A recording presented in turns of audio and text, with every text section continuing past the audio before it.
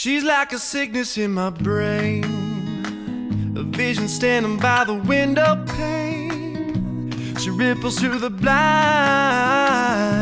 and leaves me in a daze. It's in the way her body moves me, the way she grabs me and intoxicates, until the signals in my mind forget to operate. In a fragile skull, I take my pleasure from my alcohol. She'll never give you any time at all. She just comes and goes, you know.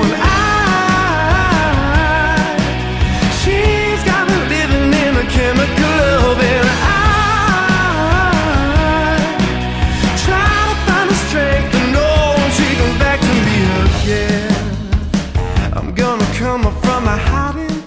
Hello everybody, welcome back to my channel and thank you for joining me for another coffee and crime time. On March 16th, 2009, 23-year-old Rhonda Casto and her 34-year-old boyfriend, Stephen Nichols, set out on what was supposed to be a fun and invigorating hike on the popular Eagle Creek Trail along Oregon's Columbia River Gorge.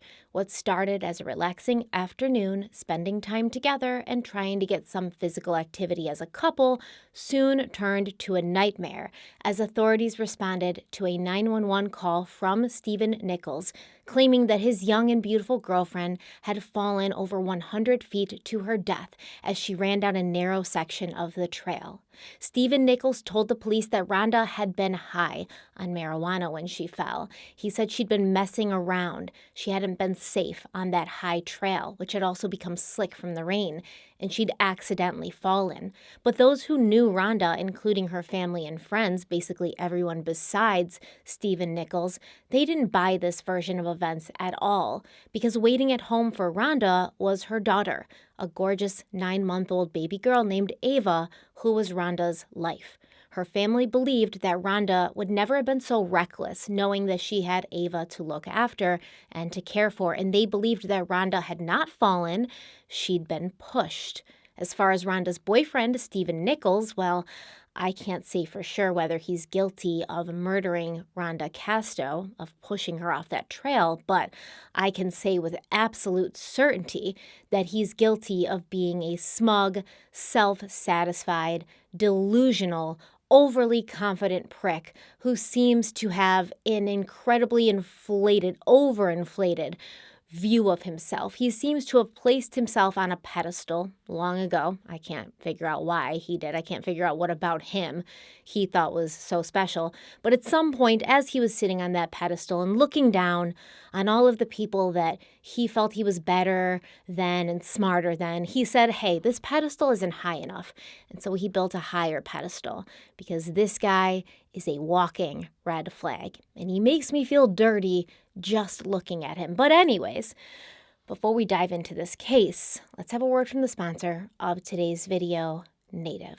Okay, it's that time of the month again. And no, I am not talking about that time of the month. I am talking about the time where we talk about Native, and I couldn't be happier about it. Native has created a bunch of personal care products that, first of all, I love. And second of all, these products are made with clean and simple ingredients. They've got deodorants, they've got toothpaste, they've got lotions, they've got so much more. But today, we're here to discuss my favorite Native offering, their body wash, okay? If you've been with me for a while, if you watch my videos, you know, I stan Native's body washes. I go hard for them because Native's body washes are made with clean and effective ingredients that are easy to understand, and not only that, these ingredients are naturally derived to help cleanse your skin without anything harsh or irritating. The body washes are always phthalate and dye-free, they're vegan, they're cruelty-free, and they're made with plant-based cleansers as well as citric acid for pH balance and to keep your skin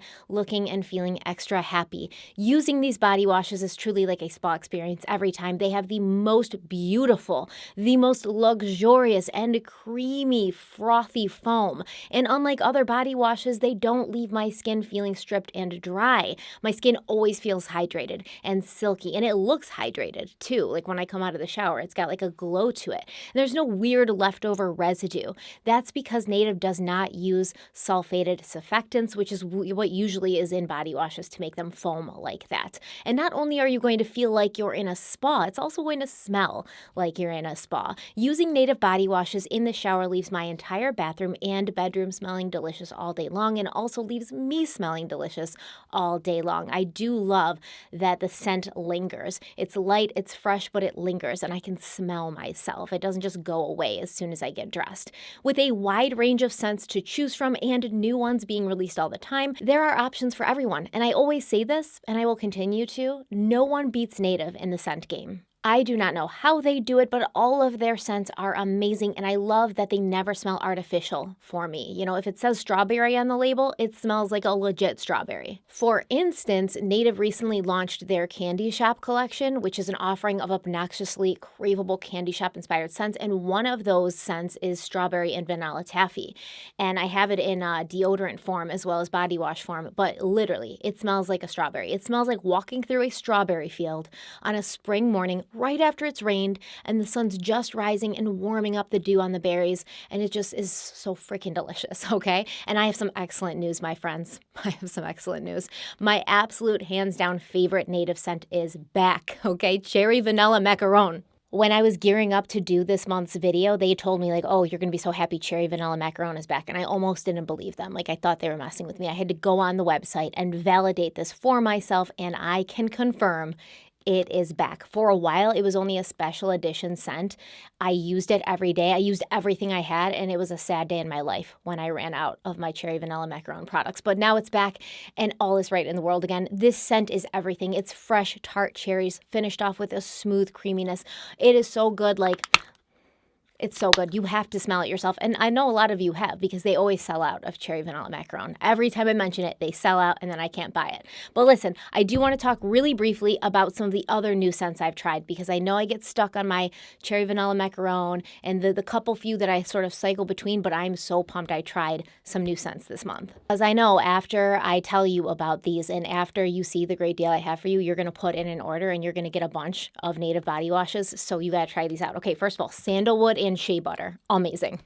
Also, grapefruit and bergamot. It may be right up there with some of my newest favorite scents now.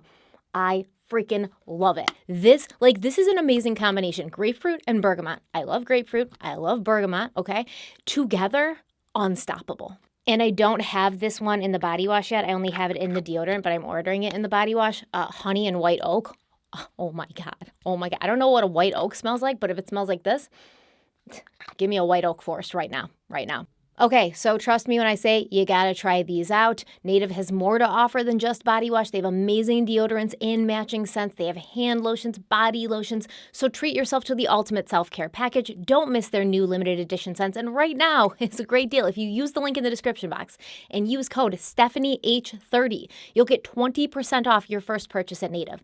This offer is available site-wide. Anything in there, anything you put in your order, you're gonna get 20% off, but it's only available for a limited time, so stock up now. I know I will be. Once again, click the link in the description box, use code StephanieH30, and you'll get 20% off your entire first purchase with Native. Go do it right now. We'll finish the video first and then go do it right now. Thank you so much to Native for sponsoring today's video, and let's dive in.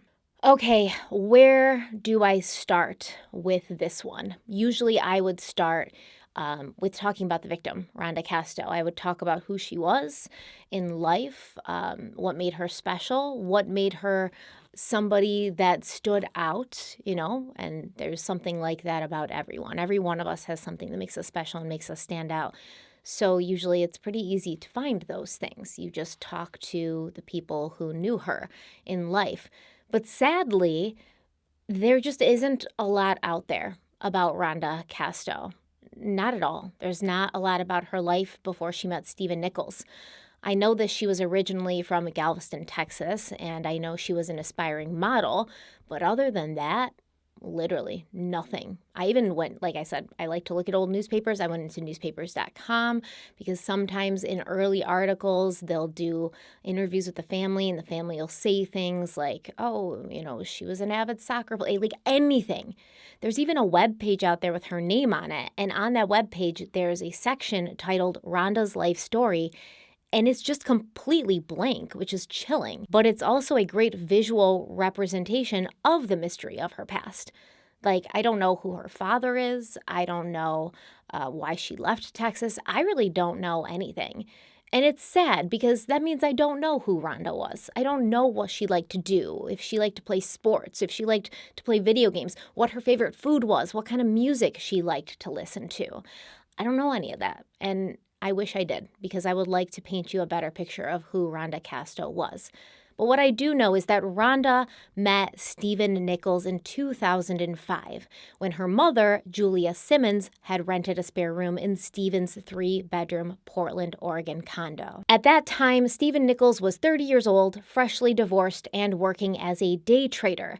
And when Julia introduced him to her 20-year-old daughter, Rhonda, he said his tongue hit the floor. That's a red flag. It's a red flag. I brought my little red flag down with me because we're going to use it a lot for Stephen Nichols. We are going to raise this flag quite a bit. His tongue hit the floor. Do you know what I think of when I think of somebody saying their tongue hit the floor? Cartoon wolves, right? Cartoon wolves in the olden days when they saw something, that they thought was attractive, their eyes would like bug out. Sometimes there'd be like little hearts in their eyes, and then their tongue would just like roll out of their mouth, hit the floor. And cuddle up with all your might. Oh, won't you roll those eyes? That's what I think of. So basically, Stephen Nichols is a cartoon wolf. And if you know anything about cartoon wolves, they can't be trusted. In an interview with 48 Hours, Stephen Nichols would say, quote, "Up until that point, she's the most beautiful woman I've ever seen," end quote. Okay, sorry. Once again, I brought along my handy little red flag so I can throw it up when I see a red flag, and I see one here. Again, it's a minor one. You'd almost miss it if you didn't know what a snake this dude is. Up until that point, Rhonda was the most beautiful woman he'd ever seen. Up until that point. Stephen claimed that he could tell Rhonda was into him as well because he knew that she valued intelligence, and that was something he always prided himself on, being intelligent. I don't think he's intelligent. At least not like when it comes to common sense, but that's neither here or there at this point. So when Rhonda met Stephen, she was taking college courses, and apparently Stephen began helping her with her coursework, like tutoring her, if you will, which I think was just an excuse to get close to her. But within no time, Rhonda was moving into the same condo as her mother, Julia, but she was moving in as Stephen's girlfriend. And Rhonda's mother, Julia, said, quote, "I think she was attracted, not so much to his looks, but to what he had, his condo, his money, his status," end quote. A friend of Rhonda's, Jennifer Sconce, said that initially when Rhonda and Stephen first started going out, Rhonda told her that Stephen treated her like a princess and he spoiled her. Like he would give her gifts and just like constantly lavish compliments and things on her. But the relationship really soon in reportedly became tumultuous and stayed that way. Unless you ask Stephen Nichols, and then, the relationship was perfect. Not a cloud in the sky of their happiness. Not one little teardrop falling on Rhonda's face. It was just a perfect relationship. So in 2008, Rhonda and Stephen welcomed their daughter Ava into the world.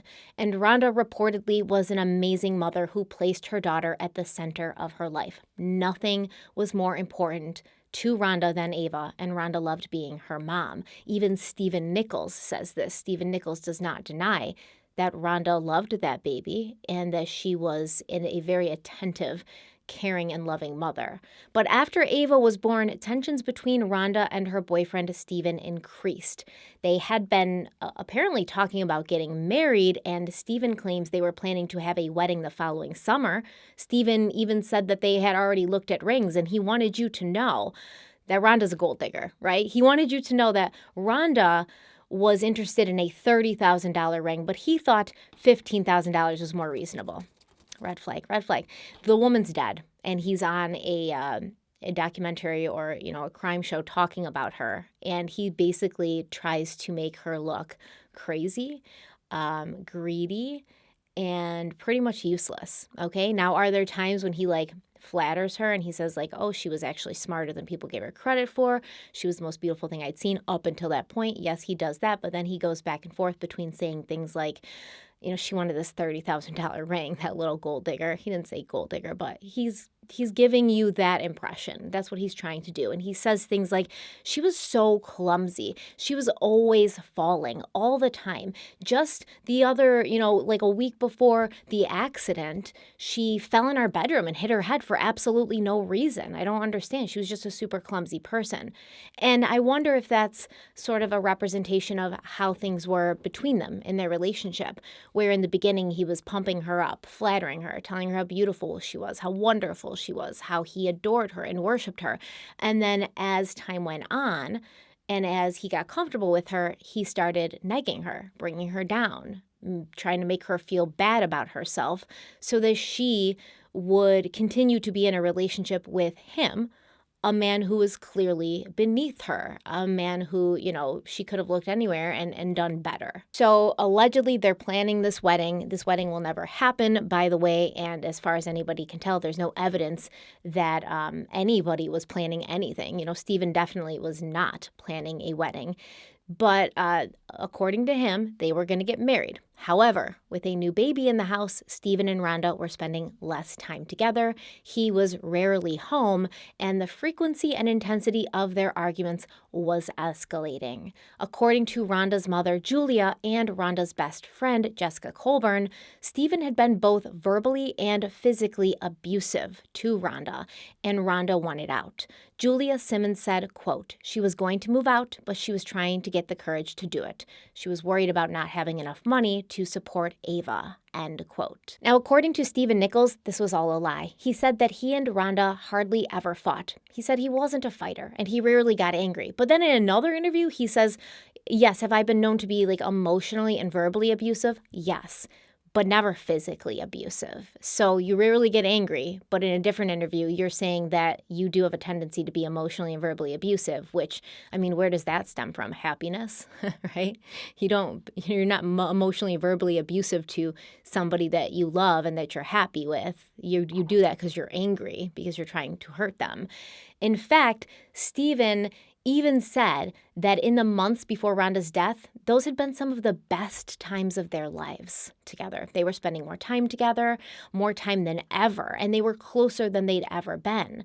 But Rhonda's best friend Jessica says it's the exact opposite. She said she'd witnessed some fights between Rhonda and Stephen, and she'd been on the phone with Rhonda during one of their physical fights. And shortly before her death, Rhonda had taken a picture in her mirror using her cell phone, and this picture showed red marks on her back. And she had claimed that this had happened when she and Stephen had gotten into an altercation on the steps. There's no further details about this altercation on the steps, but there is a picture that you can see in the 48 Hours episode. I'll see if I can screenshot it, where there's red marks all over her back, and she claims that Stephen did this to her. Other friends said that Rhonda had been talking to them, and Rhonda had said in, the weeks before her accidental death that she'd fallen out of love with Stephen, and she did want out. But once again, according to Stephen Nichols, things had never been better. And Rhonda was interested in kickstarting her modeling career again, but she'd gained some weight during her pregnancy, which, people are known to do that. It's kind of hard not to gain weight when you are pregnant. And Stephen claims that Rhonda wanted to lose the weight, but the way he says it, red flag. Red flag.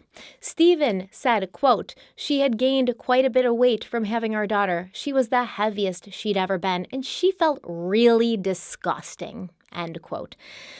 Kind of seems like you, Stephen, you were the one who had noticed the weight gain. Maybe it was even you who brought it to Rhonda's attention. Maybe it was you. You were the one who was disgusted. And I get it. I've been pregnant. I remember feeling like, is this even my body after giving birth to my children? For months after, it was like, ugh. I don't even recognize myself anymore. But, you get back into shape, or you try to, or whatever, and you just deal with it. I wouldn't ever say that I looked at myself and said, I'm disgusting. That definitely sounds like either very, very negative self-talk or something that was put into her head by the man who was supposed to find her attractive. And maybe she was getting some messages that he didn't. And so if she did want to lose the weight, and if she was insistent on losing this weight after having her child, maybe it wasn't just necessarily her feelings that kickstarted that. And I mean, you can tell Rhonda was a gorgeous woman one way or the other. A couple extra pounds was not going to change that. And that's what her boyfriend should have been telling her. But either way, Stephen claims that he and Rhonda came up with a fun way that they could not only spend time together, but also be physically active so that Rhonda could take that pesky baby weight off, even though her daughter Ava was not even a year old yet. And it is a very kind of unrealistic expectation to think that you're going to be back to your pre-baby weight within that year. And anybody who puts pressure on a woman to do that should go to hell. Stephen said that they made a pact, and this pact was that he and Rhonda would tackle 20 to 25 of the top hiking trails in Oregon, and they would just go to each one and then cross it off their proverbial bucket list, which is how Stephen and Rhonda came to be waking up early on the morning of March 16th, 2009. They were going to hike one of these trails on their list, Eagle Creek Trail, one of the most popular hiking trails along the Columbia River Gorge. The Columbia River Gorge is a deep river canyon located about 30 miles east of Portland, Oregon. The gorge is 80 miles long and up to 4,000 feet deep, and it's been designated the largest national scenic area in America because of its stunning vistas. The gorge itself draws more than 2 million visitors a year, and it not only offers amazing views, but fun and challenging hiking and biking trails, along with more than 90 waterfalls. And some of these waterfalls are like secret, hidden, some are bigger than others, some are smaller than others. It is absolutely gorgeous there. It is now on my bucket list because I couldn't believe how beautiful it was. And there's a lot of places like that in Oregon that are just gorgeous. But the Eagle Creek hiking trail passes through the forested basalt cliff overlooking Eagle Creek. However, the Forest Service website warns visitors that some areas on that trail, specifically the sheer cliffs, have no handrails, and they can be a little dangerous, like basically telling people you should be careful. And, if you're not an experienced hiker, maybe this is not the trail you should be going on right away. In 2009, the same year Rhonda died, 3 other hikers had fallen to their death or died from exposure on that trail and in that area. And like I said, it is a beautiful location, but it can be dangerous, and that's why they recommend that everyone tackle that trail with a hiking partner, which is exactly what Stephen and Rhonda were doing, right? They were going on this hike together. But the strange thing is, if they had a plan to hike all of these trails in Oregon, no one else knew about it. No one else knew about these 20 to 25 trails that Rhonda and Stephen were going to hike. And you'd think Rhonda would have shared this with somebody. In fact, Rhonda's best friend, Jessica, she said the only plan that she'd ever heard of Rhonda and Stephen to go hiking was the plan to go to Eagle Creek Trail. And Rhonda's mother, Julia, said that Stephen had been trying to get Rhonda to go on this hike for a month. So what it seems like happened is probably there was no plan. It's just my opinion. Allegedly, don't come for me. Probably there was no plan to tackle 20 to 25 of these trails in Oregon. Probably he just wanted to bring her on that one, and he continued asking her, did she want to go hiking that day? Did she want to go hiking that day for a month? And Rhonda kept saying no because she probably had other things to do. She wanted to spend time with her daughter, who was still basically a newborn.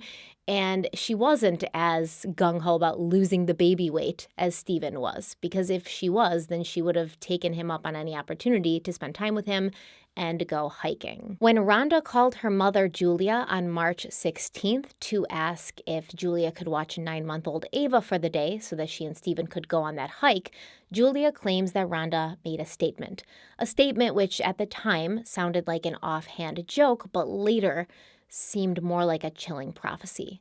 Julia had asked where they were going, what they were going hiking for, and Rhonda had responded, quote, "He's either going to propose or kill me," end quote. Rhonda's best friend Jessica claims that Rhonda said something similar to her as well. Now, Stephen Nichols said that he and Rhonda woke up early on March 16th, 2009. They opened the blinds, and when they saw what a beautiful day it was, they decided it was the perfect day to finally go on their hike. And he said that in the car, on the way over to the trail, Rhonda chatted as Stephen drove, and she reiterated once again that she needed to lose weight because she said she'd gotten an offer to act as a Maria Sharapova lookalike model. Now, I wish I could fact check this to see if there was an offer out there because this is a strong claim to make. But once again, Stephen does not make this claim or recall this conversation until many years later. Stephen also claimed that Rhonda said something in the car on the drive over to the trail that took him by surprise and caused him concern. He said that she made him promise that if anything ever happened to her, he would look after their daughter. Stephen said, of course he would, but he wanted to know, why are you asking me this? Like, why is this even on your mind? And according to him, Rhonda replied that she'd always had dreams that she wasn't going to live past the age of 25. And her morbid fear was also the reason that Stephen had taken out a $1 million life insurance policy on Rhonda just 4 months before her death. And according to him, this had been her idea. He said, quote, she was adamant about it.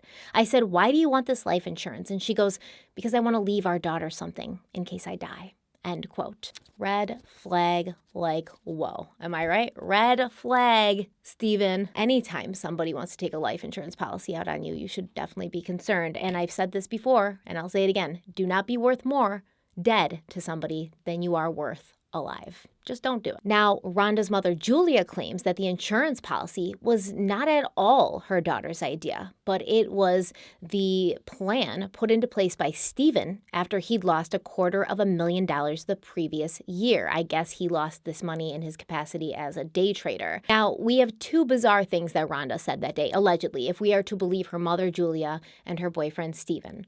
One, Rhonda said that Stephen was either going to propose to her or kill her. And when asked why he thought Rhonda would have said something like that, Stephen responded, quote, the simple answer is, I don't think she actually ever said that, end quote. Well, Stevie boy, I don't think Rhonda actually ever asked you to please make sure you take care of your daughter should anything happen to her. Like, I just feel like it's obvious that he would, like you have a daughter together, and if one of you dies or something happens, the other parent is going to care for the daughter, because the other parent would still be alive and that's their daughter. And if anything, if Rhonda actually did say this, if she said this or something like this, to me, it's more simply a statement of Stephen being a shitty father, because why would you feel the need to make sure your husband would care for your child if something happened to you, unless he sucked at being a father and you thought there was a chance that he would abandon your child if you died? Like, I don't feel the need to ask my husband or ever say to my husband, if something happens to me, will you please take care of our children? It's kind of like just a given, right? Unless you're a shitty father, which Stephen probably was because he's a shitty person. Sorry, I don't like him. You'll see why. Anyways, Stephen and Rhonda, they're driving to the Columbia River Gorge and they get to the trailhead, the beginning of the trail that they're going to be hiking. And at this point, Rhonda snapped a picture of her boyfriend on her cell phone. At this time, Stephen claimed that Rhonda was acting weird and he couldn't figure out why. So he asked her if she would be okay with hiking this trail. And he claims she responded, quote, I used to come up here with a bottle of vodka and a bag of weed. I'll be fine, end quote.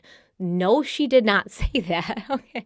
No, she did not say that. There's absolutely no way she said that. Like, if you look at pictures of this trail, yes, there's some places where it looks completely safe and there's like handrails and, it would be really hard to accidentally slip off and fall. But yes, there's some places that the trail is so narrow and it's literally just like a rock wall, a tiny little narrow bit of trail for you to walk, and then it's like just a steep cliff face that goes straight down. Nobody going up and hanging out and walking that trail with a bottle of vodka and a bag of weed. Nope. So Stephen said that when Rhonda told him this, he was like, all right. And they started to hike up the trail for a few miles. Now, what did they do while they were hiking for those couple of miles? Well, according to Stephen, quote, I remember we kissed for a little bit. I remember she wanted to have sex and I said, no, I'm very prim and proper. I didn't want to do that, end quote. Okay. I call bullshit, man. I'm waving all the red flags. You're lying, Stephen. You're lying. You're a lying liar. There's no way that this woman tells this man that she wants to have sex with him. Oh, sorry. I should continue, but I feel like that's an accurate statement without even continuing. Like, there's no way that this woman told that man she wants to have sex with him. But anyways, there's no way that she tells you that she wants to have sex with you while you're hiking on this trail and you say no because you're prim and proper. And we are going to talk about why Stephen Nichols is not prim or proper in any way, and that it's like very just, I don't know, bizarre, delusional, crazy, ludicrous that he would ever think to describe himself that way, because he knows who he is more than any of us do. He knows the depravity that goes on in his mind and his heart. And for him to say, like, I was definitely not going to have sex on the trail.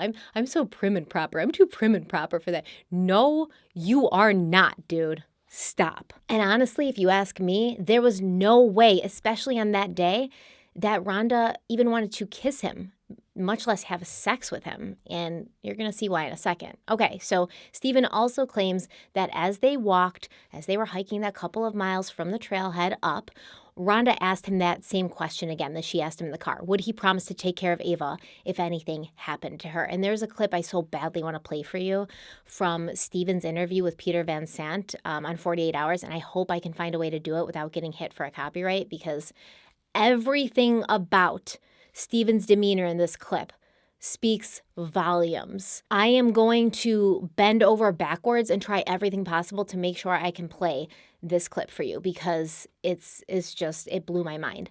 What he's saying, the way he's saying it, the little laughs as if he's amused. He's always laughing, by the way, during this interview, even when he's being asked really somber things. He's laughing, and it's not like an uncomfortable laugh, by the way, because I know people are going to be like, we can't say how others are supposed to act when they're grieving. I know you're going to say that because I say that all the time, but trust me, this wasn't like an I'm uncomfortable laugh or I have a hard time managing my emotions, so these strong emotions I'm feeling right now are making me feel like, crawling into a shell and hiding. This laugh was like condescending. Just, it matches his condescending tone, and it just all makes my skin crawl, because this guy's really bad news. She asked me if anything ever happened to her, would I promise to take care of our daughter. But Rhonda may have been thinking about more than their daughter. What are you saying, Stephen? I mean, I think anyone with an ounce of intelligence can fill in the blanks. You would have to look into how many times in her past she committed suicide. Attempted suicide. Yeah, of course, attempted. Nichols. Remember, it was a beautiful afternoon that day as they went up the trail. They started hiking at around 2 p.m., but then Stephen says the weather turned. The skies around them clouded. The rumble of thunder could be heard in the distance, getting closer by the minute, and suddenly the heavens opened up and it began to pour. And at that point, Stephen and Rhonda turned around. They began going back down the trail towards the trailhead in their car so they could go home because the weather was bad now. But Rhonda, who Stephen claims was under the influence of marijuana at the time, she started to act recklessly. Stephen said that as a joke, just being funny and fooling around, Rhonda put a towel over her shoulders and then she began running down the now wet trail with her arms out as if she were Superman. I don't know how she held the towel on her shoulders and held her arms out as if she was Superman, but details. Stephen Nichols said, quote, she just started bolting down like at full sprint, running down the trail. I don't know how far down it was, but she went off the trail, end quote. Stephen claimed that at this point, as he was trying to keep up with her, the trail was so slick from the rain that he was about 50 feet behind Rhonda, holding onto the wall and moving slowly, and that's when he saw her fall. So obviously, he goes to the place on the cliff face where she fell, and he looked down and he said he saw her body in the river. It's not actually a river, by the way. It's Eagle Creek, which is what the trail is named for, but it's pretty big. It's a pretty big creek. But Stephen also has different stories about what happened at this point. And his stories changed between what he told the police, what he told People magazine in 2017, what he told Peter Van Sant on 48 Hours in, I think, 2016 or 2017. He told all sorts of different stories. One version of the story, he said that he saw Rhonda's body next to the creek. And then in another, he said she was in the water, in the creek. But either way, as soon as he saw her laying there, unmoving, he freaked out and he scrambled down to her, which took quite some time, about an hour, according to Stephen. And according to Stephen, Rhonda fell off the trail around 3 p.m., but he didn't call 911 until 6:30 p.m. And how does he account for the roughly 3.5 hours between when she fell and when he called for help? Well, of course, he had to scramble down. He had to hike down and find a way to get to that place where she was at. That took about an hour. And then he had to swim across the creek. So he must have ended up on the other side of the creek from where she was. That doesn't really make a lot of sense because you would have just went down the trail and been on the same side that she fell on. But he said he had to swim across the creek. It's March, so it's cold. And so he got very cold and wet while he was swimming across the creek. And by the time he reached her body, he attempted to give her CPR.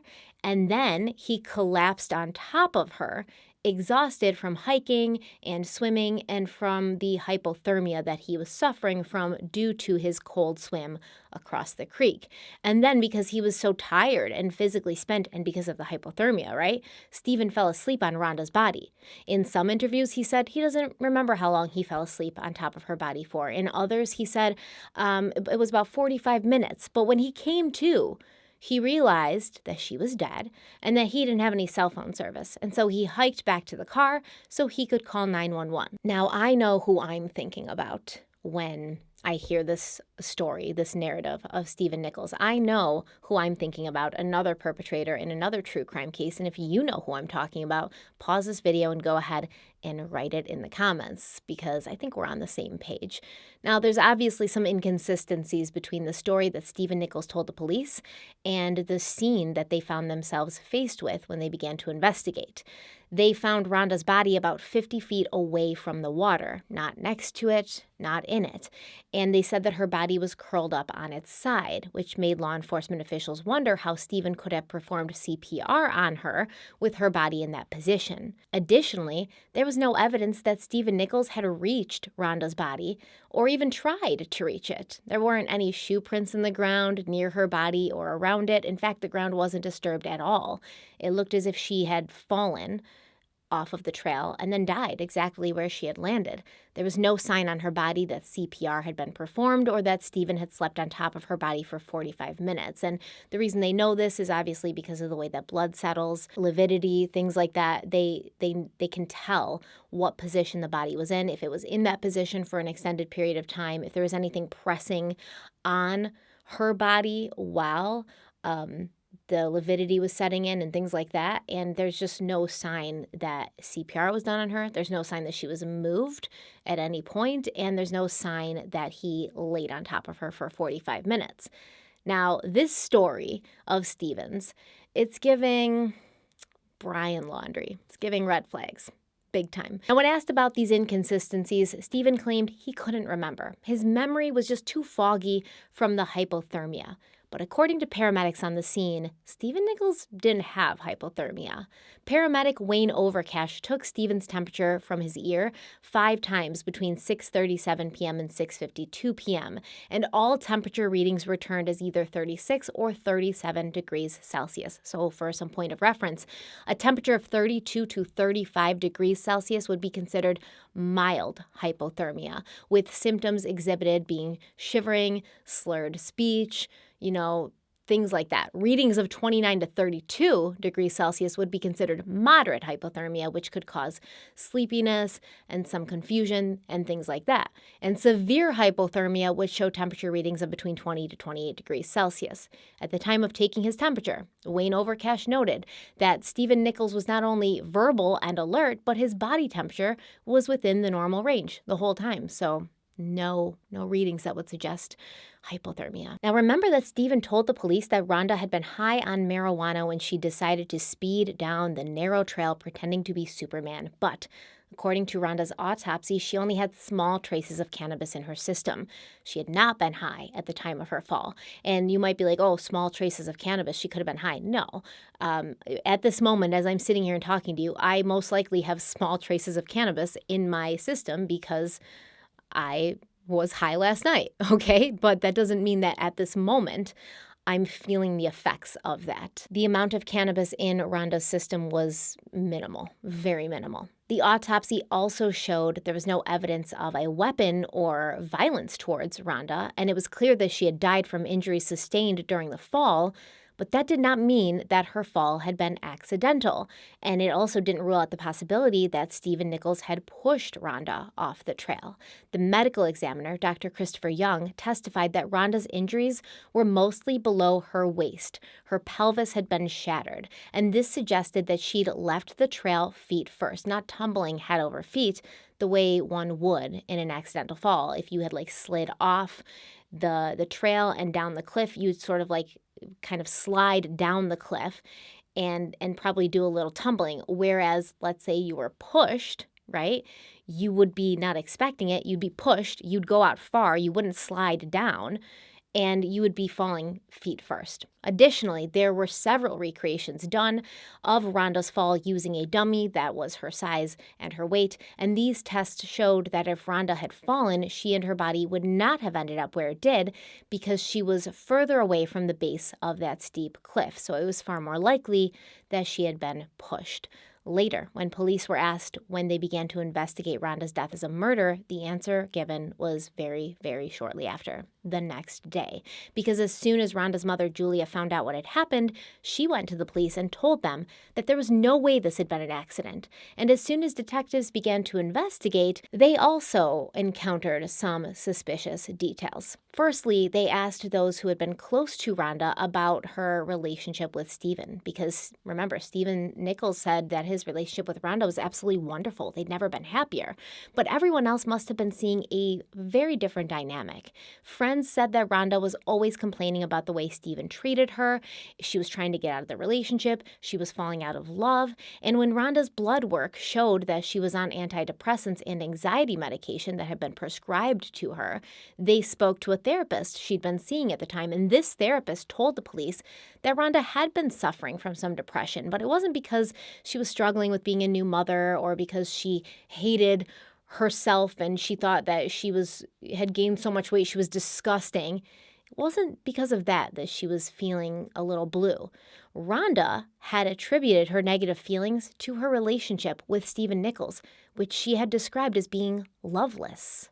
And then the police found out about the life insurance policy that had been bought just months before, a policy that listed Stephen Nichols as the beneficiary, a $1 million life insurance policy that Stephen tried to collect on really shortly after Rhonda's death. Some sources say it was 10 days after Rhonda's death. Some say it was a week. Regardless, it was really quickly after she died. And there were issues with him collecting this money, but we're going to talk about that a little later. I suppose in the wake of Rhonda's death, the police just couldn't get enough concrete evidence to charge Stephen, so he was able to go on about his life.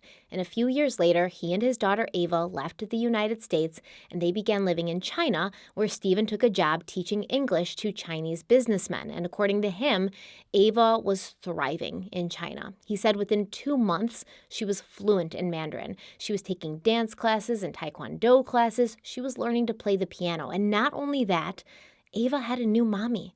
Stephen went ahead and fell in love again, of course with a younger woman. And within a year, he had asked his new girlfriend to marry him.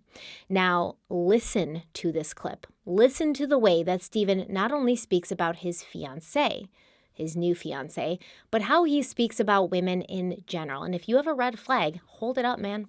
Hold it up. Wave it loud, wave it proud, wave it high. She's beautiful, of course, but she's the deepest, funniest person I've ever met.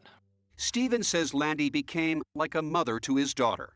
And I can say this with being with so many American women, Chinese women, all-inclusive, are better partners. It sounds so insulting to American women, but they make better partners. They make better wives. And so Stephen decided to make Landy his wife after a year of dating. But what Stephen Nichols didn't know was that while he was living the high life in China, a new district attorney in Oregon was reopening the case into Rhonda's death and putting together a secret grand jury to bring an indictment against Stephen Nichols, which is exactly what happened. And at that point, officials needed to figure out a way to get Stephen back to the U.S. so that they could arrest him. So he was told that there was a problem with Ava's visa, and he had to return to the States to fix it. When Stephen Nichols landed at San Francisco International Airport on February 17, 2015, he was promptly arrested and brought in for questioning. But before we talk about all the rest of this, what Stephen was charged with, what happened, let's delve into his past and see what other skeletons were pulled from his closet as law enforcement attempted to find something that they could use against him in Rhonda's murder. What other red flags are popping up in Stephen Nichols' past? Now remember, I said that when Julia and Rhonda moved into Stephen's Portland townhome, he was fresh off of a divorce, which is why he was renting out one of his rooms because it just wasn't being used and he didn't need all that space. Well, the woman he'd been married to previously, she'd been an American woman, which from his comments now I see that was probably very disappointing for him. But he and his ex-wife had lived in China together for a little while before getting divorced. And in 2003, 2 years before he met Rhonda Casto, Stephen was accused of trying to suffocate his then-wife before attempting to throw her over the railing of the balcony of their 8th floor apartment. Now, Stephen denies this claim. He said, yes, they had gotten into a fight, but both he and his then-wife were yelling at each other. Both of them were grabbing each other's clothes and being kind of aggressive. But his ex-wife really believes that he was trying to throw her off the balcony. And pushing someone off a balcony isn't that far from pushing someone off a hiking trail, is it? That may be just his go-to way of solving problems. And then we find out that in 2009, the year that Rhonda died, at the time of Rhonda's death, her boyfriend and the father of her child, Stephen Nichols, was taking part in an ongoing sexual relationship with her little sister Melanie, who was only 15 years old, while Stephen himself was 34. Now, reportedly, Melanie had been trying to tell her mother, Julia, that this was going on, but Julia, she didn't believe Melanie. She dismissed Melanie's claims and assumed that the teenager was only trying to get between Rhonda and Stephen. Yes, I understand that in this case, Stephen Nichols is not the only questionable character. Rhonda's mother, Julia, also gives me pause. We are going to talk about that more later, but check this out. Stephen always denied that there was any kind of relationship, any kind of sexual relationship between himself and Rhonda's little sister, Melanie, even after he was charged with 3 counts of third-degree rape and 3 counts of sodomy concerning his relationship with Melanie.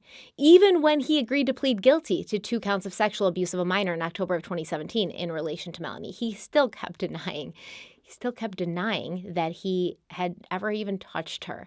And so Stephen, like I said, was interviewed by Peter Van Sant on 48 Hours in, I think it was 2018, and he denied it even then. And Peter Van Sant was like, well, isn't this your signature on this plea deal? Like, why would you admit to something that you didn't do, especially when it's this bad? And Stephen said, I only signed the plea deal because I wanted to move on. I wanted to have a chance of getting custody of my daughter back. And while I was in limbo with this, I couldn't do that. And if I'd gotten charged with what they were going to charge me with initially, then I wouldn't have been able to get her back. This allowed me to at least continue fighting to regain custody of her. But investigators have always insisted that a sexual relationship had been going on between Stephen and Melanie for 4 years, right up until Rhonda's death.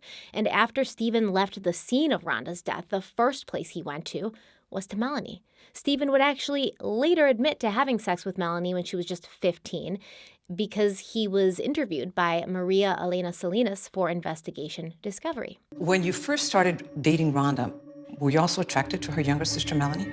I hadn't met her sister until 3 months later. And you had sex with Melanie? Correct. What were you thinking? I wasn't. It was a very stupid decision. Did you know it was illegal to have sex with a minor? Yeah, no, I know it's illegal in Oregon. And you did it anyway? Correct. Now get this, it appears that not only did Rhonda know that her boyfriend was sleeping with her sister, but she had texted Melanie about it the same day she died, just hours before going on that hike. The text that Rhonda sent to Melanie said, quote, "I don't know what to say besides he's a piece of shit. He used you to hurt me. I won't let him screw us up again. When you need me, I am waiting," end quote. This is crazy to me, right? This is crazy to me that this text was sent just hours before she accidentally fell off the trail. And there wasn't enough to like actually charge him, like that's to me a clear motive. But listen, let's just keep going on because that's not the only clear motive. After Rhonda died, Melanie claims that Stephen approached her and told her that Ava was so young. 9-month-old Ava was so young, she would soon forget all about her mother, Rhonda. She wasn't even going to remember Rhonda. And since Melanie was the spitting image of Rhonda, just the younger version, she should move in with him and Ava, and they could all live together as a family. So what was Stephen Nichols' motive if he pushed Rhonda off that trail? I mean, I'm not saying he did, right?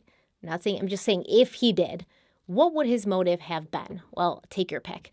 Was it for the insurance money? The $1 million?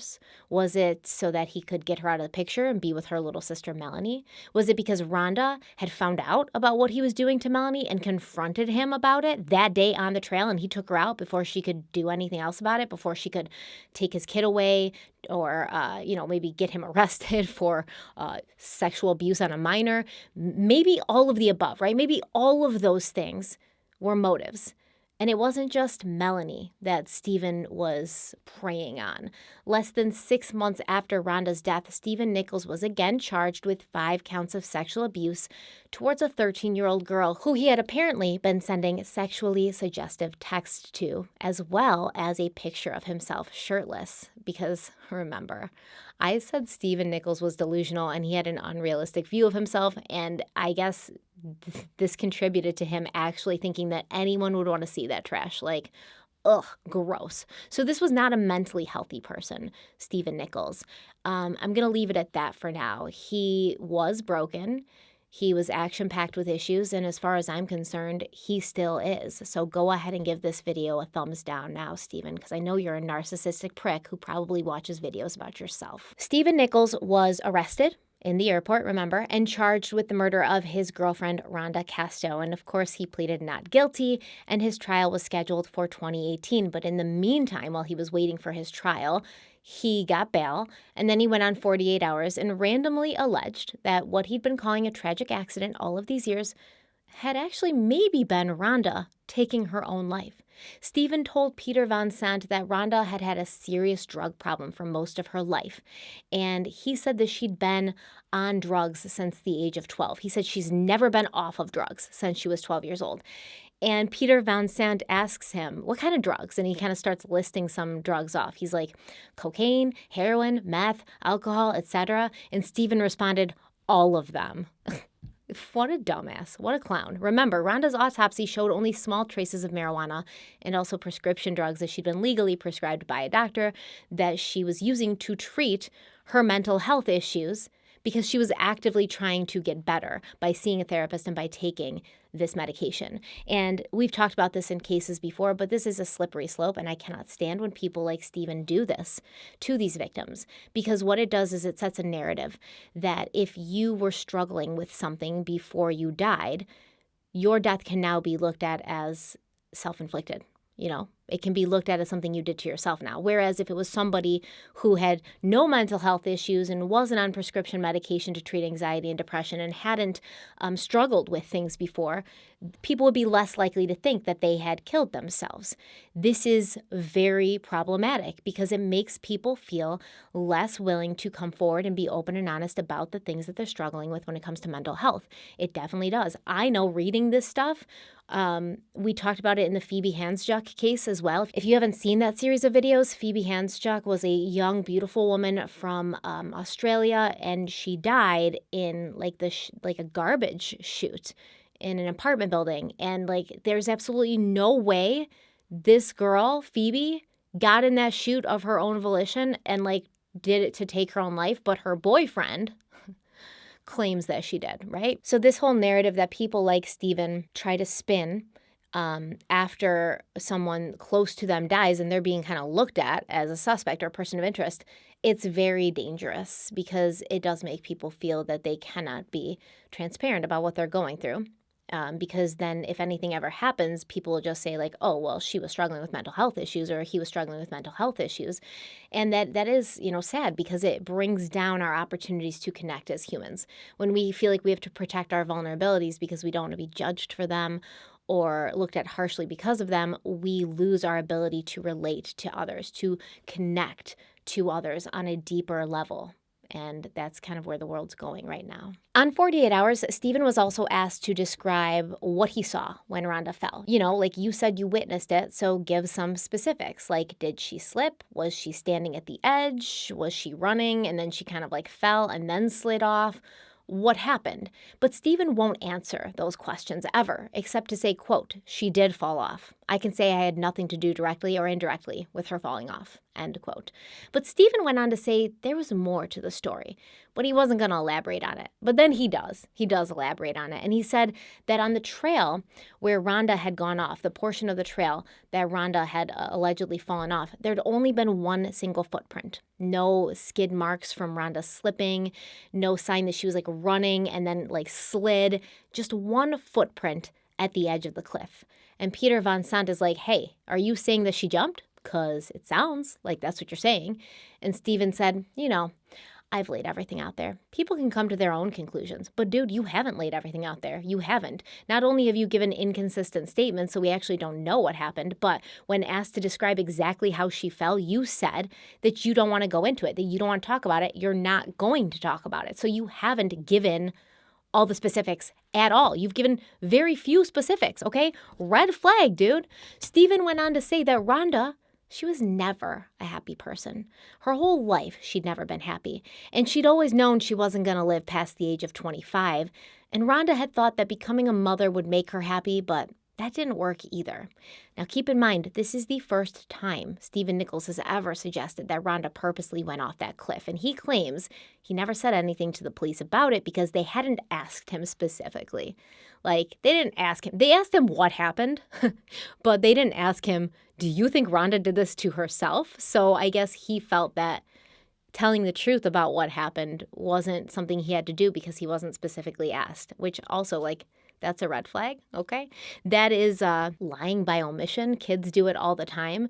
And apparently immature adults who think that they are the shit also do it. But Stephen says something else, which I think rings a lot more true. He said that he knew that Rhonda's life insurance wouldn't pay out if she'd jumped. So if he had been honest with the police about what had happened, their daughter Ava would have been left with nothing. I said I believed him or that it rang more close to the truth, but I think that he's not so concerned about his daughter Ava being left with nothing, but him being left with nothing because, Ava wouldn't have needed $1 million because you're still around. You're her father. If you'd just been a good father, continued working, continued bringing in a decent wage, like honestly, that life insurance wouldn't have been really relevant at all, and it's funny because usually you take out life insurance on a person because they are providing for you monetarily, financially, right? Like if they left, your life would change drastically. If they died, you might not be able to make your mortgage because they're the main breadwinner and they're bringing in the money. If they died,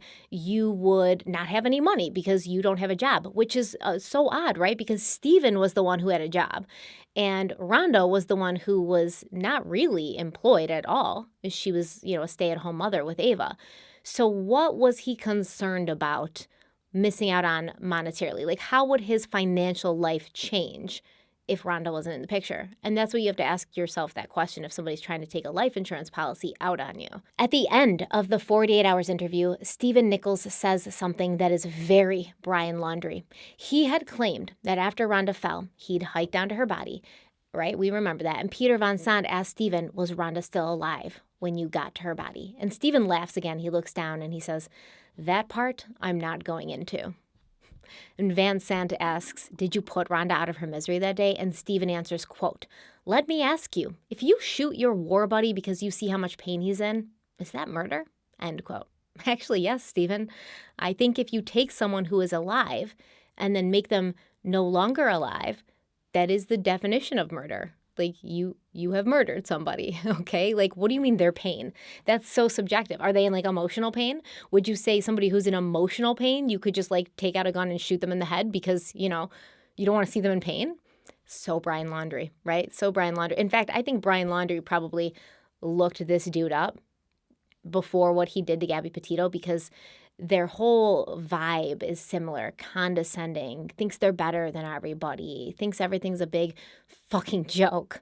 Oh, but Stephen Nichols, he is smart. Remember, that's what Rhonda saw in him after all. He's so smart. So he already knows that this is actually, and legally murder. So he follows this up by saying, quote, "I say no. Course not. So to me, that's justified. I don't want to say homicide, but I mean, technically it is a homicide, but it's justified as of that point. You're putting someone out of their misery that essentially has zero chance of survival," end quote. Are you a freaking doctor, Stephen? Are you a doctor? Like, how in the world could you even say with a straight face that you are in any position to determine whether anyone has any percentage chance of survival? You're not a doctor. You don't know what her injuries were. You don't have an x-ray machine. You don't have x-ray vision. You can't see inside of her and see that she's got like internal bleeding and things like that. What are you talking about? And he keeps using the word justified, right? Justified. Why would you keep using that word? Because you want to convince yourself and others that something bad you did was justified. You had a reason for it. Now, of course, this is all just hypothetical. Stephen wants us to know that. Okay, he says he's a person who thinks outside the box, and he just wants everyone else, all of us small-minded, idiotic people who aren't as smart as he is, who are still stuck thinking inside the box, to understand that there's always other options there. It's not weird or anything that he played out this whole scenario and that he and Rhonda were the only people out there, so he couldn't possibly be hypothetically suggesting that someone else put her out of her misery. But okay, right? Because Peter Van Sant is like, yo, Stephen, are you like telling me that this is what you did, that Rhonda was still alive when you got to her and you put her out of her misery? And Stephen's like, of course I'm not saying that. Of course not. No, this is just hypothetical. I'm showing you that like, anything's possible. Yes, I guess anything's possible, but in this scenario that you played out, considering you and Rhonda were the only people there, the person doing the hypothetical act of putting someone out of their misery would be you. So why even bother going down that path if you're just trying to let people know that other things are possible? Because you would know that wasn't possible because you were there and you knew that isn't what happened. So why even talk about it? Like, what an idiot. He's not that smart. He thinks he's smart. He's not smart. So Stephen Nichols was charged with murder, but in 2017, state prosecutors dropped that charge as part of a plea deal after Stephen's lawyer, Mike Arnold, challenged the charge, highlighting an unconstitutional 3-hour police interview after his arrest. So during this police interview, according to the transcript, a detective asked Stephen if he knew anything about the circumstances behind Rhonda's death, and Stephen responded that he did. And the detective asked if he could tell him about it, and Stephen responded, quote, "It's not something I want to talk about," end quote. According to Stephen's legal team, the interview continuing on for another 3 hours after he made this statement, "It's not something I want to talk about," that was a violation of his constitutional rights because he had expressed a desire to not talk about it. This is so ludicrous, by the way, and I cannot believe it, but the court agreed. The court agreed with the defense team, saying that even though Stephen's statement was ambiguous, literally meaning like he could have been saying, "I don't want to talk to you, police," or he could have been saying, "The topic of my girlfriend's death is still very emotionally difficult for me to speak about, so I don't want to talk about it."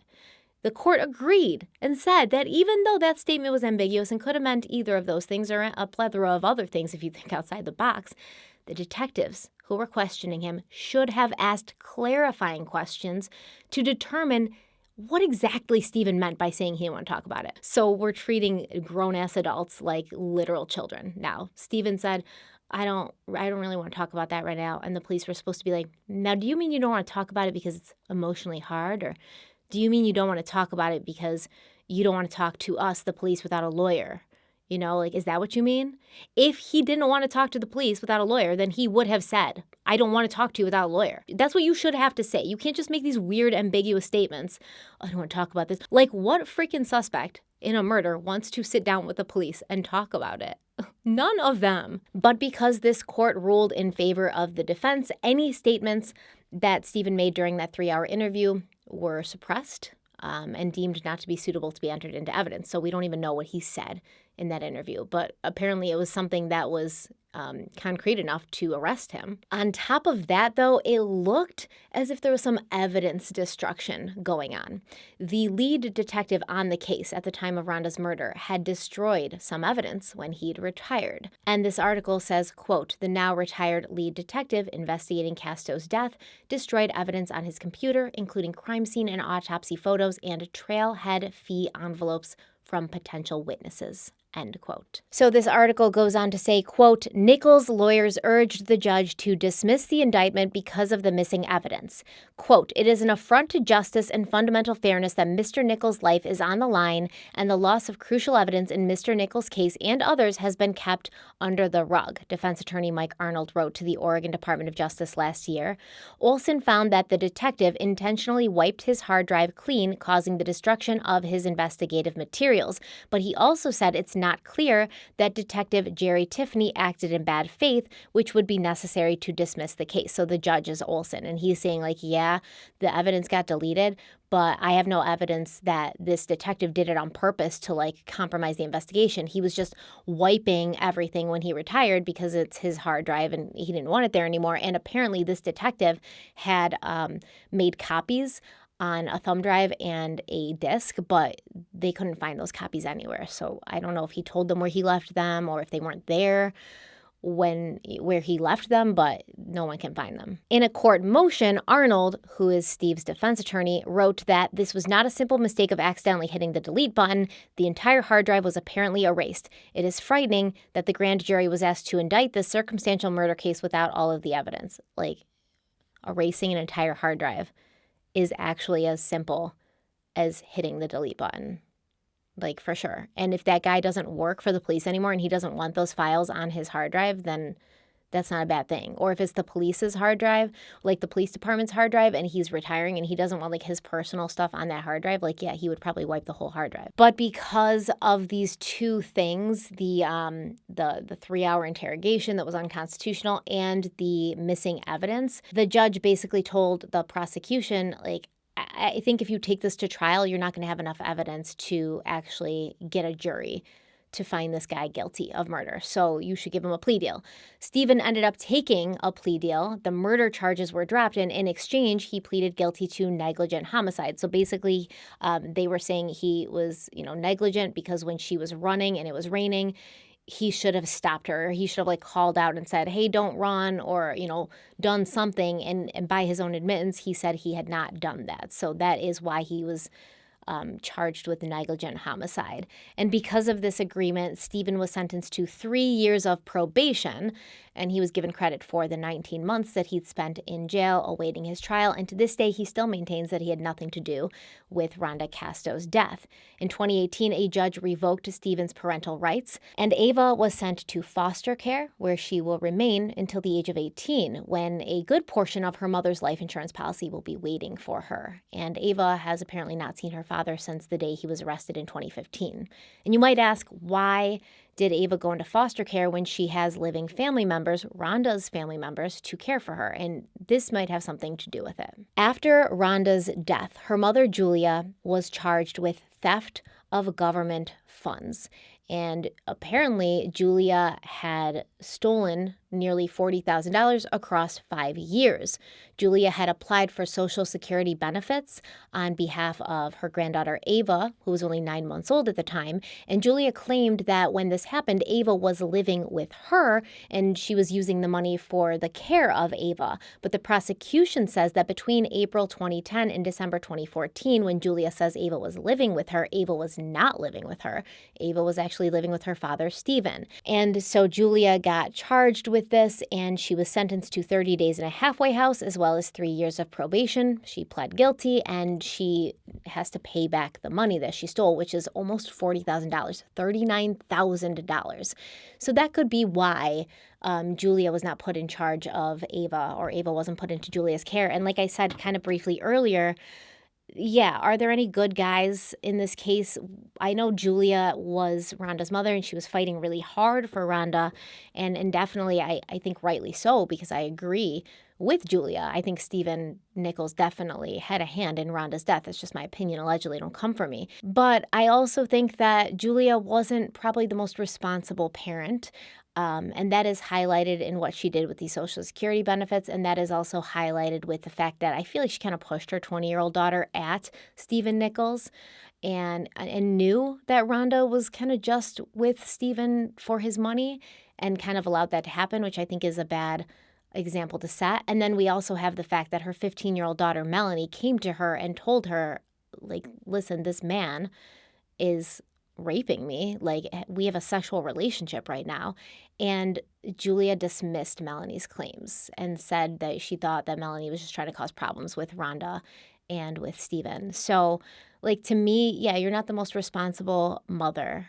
And, you know, you should have been more vigilant and you should have taken better care of your daughters, because while you were there and they were in your view, this man, Stephen Nichols, the same man, hurt both of your daughters. And she does have another daughter who was 9 years old when she moved into Stephen Nichols' condo. But yeah, you kind of just like served your two daughters up on a platter to this dude. And you anyone talking to this guy or anyone who like hears him talk can tell there's something not right about him. Like, he's a creep. And I think, you know, you probably liked whatever benefits you were getting from having your daughter married to him. And so you didn't want that to be ruined by Melanie's claims. Yeah, that's pretty much it. I mean, it is very, very sad. But now I hand this off to you. What do you think happened in this case? I will say, looking at the pictures of the trail, the area where Rhonda went off the trail and fell is so narrow and it's so steep. I am very clumsy. I am very accident prone. So you would not catch me walking on that trail because I'd be the one who would fall off. Like I just trip over a little stone or something and then it's over. Game over. And I understand how it would be possible for her to accidentally fall. But I don't believe Stephen's story about her running and it's raining and she's got like the Superman, you know, cape in the form of a towel over her shoulders. I don't believe that.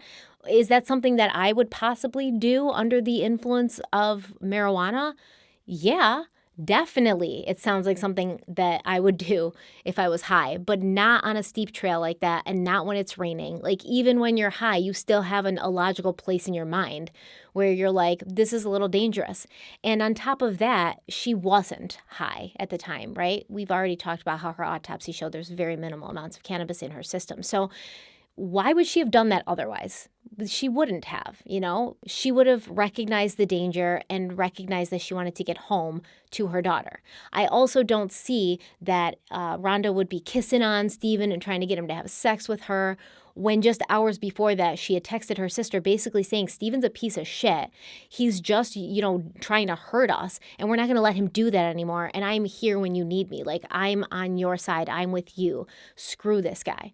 I don't see that this was a very good hike. Most likely what happened is Rhonda found out what happened between Melanie and Stephen. She confronted Stephen about it before they went on the hike, and he was like, yes, I have so much to tell you. I have to confess everything to you, and then we're going to be so much better after. We have all these secrets out and I'm ready to change. I'm a flawed man. I'm broken. I need your help to heal me. Let's go on a hike. We'll spend some time together this afternoon and we'll talk about everything. And he pushed her and killed her. In my opinion, allegedly, that's what happened. So let me know what you think in the comments. Don't forget to hit like if you like this video. Subscribe if you haven't already. Share the video if you think it's worth sharing. And don't forget to check the description box for all the links to my social media, to my podcast, Crime Weekly, and to my coffee company, Criminal Coffee Company. Thank you all so much for being here. Stay kind, stay beautiful, and please stay safe. And I'll see you very soon. Bye.